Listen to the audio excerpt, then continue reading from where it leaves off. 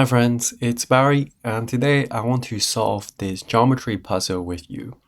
So we have a square, and this square is divided into two triangles, and we have this circle of radius 2 inscribed within this triangle. So the question is, what is the side length of the square? So let's take a look. So when I saw this question, I immediately thought of using the circle. And that's what we will do. So let's try and draw some lines, okay? So we extend a line from this bit to the center of the circle, and also here, and here. Oops. So let me draw that again. So like this. Now, what are the lengths of these red lines? Well, since we started from the side of the circle, and it's perpendicular to the point of tangency, and we go to the center, so each of these red lines must have length 2 because they are just the radii of the circle, right? So that's very good. And now I'm going to draw another line. So I'm going to use another color here. Say, draw this line from the center of the circle to one of the corners of the triangle or the square. Now notice this line becomes the hypotenuse of the triangles, of these two triangles, right? And these two triangles, they are right-angled triangles, okay?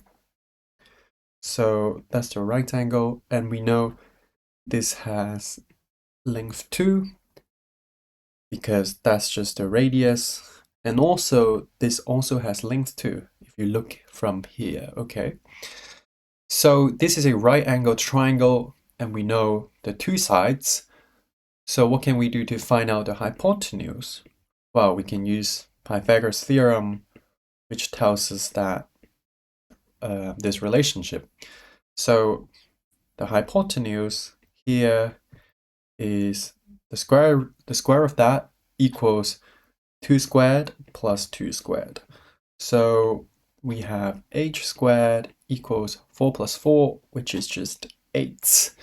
So what is h? So we take the square root of that. So the square root of 8, which we know to be 2 root 2, okay? So we know the length here is 2 root 2. Let me highlight that for you.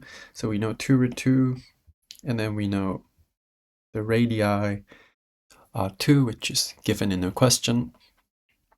So now I want you to focus on this whole section, this whole line, right? What is the sum? What is the length of this line? Well, it's made of the radius of the circle as well as the hypotenuse, which we have found. So the length is 2 plus 2 root 2, okay? Now, notice this whole triangle here, okay? Let me use the blue highlighter. This whole triangle here is an isosceles triangle, meaning the two sides, apart from the hypotenuse, are of the same length. So this also has length 2 plus 2 root 2. Now once again, we see a right angle there. So let me draw the whole triangle out so we can see it clearly. This is the right angle, and then we know the sides have length 2 root 2. And let's take a look at the hypotenuse. Well, what is the hypotenuse? That's just the side length of the square, which is what we are after. So once again, to find this part, we can just use the Pythagoras theorem. So let's call the side s. So we have s squared equals 2 plus 2 root 2 squared plus 2 plus 2 root 2 squared. So let's expand this out. We have 2 squared is 4, and then plus 2 times 2 times 2 root 2, and then plus 2 root 2 squared, which is just 8. So the same thing for the next bracket. So 4 plus 2 root 2, and then plus 8. Okay, so now we add them up. We get 4 plus 8, that's 12.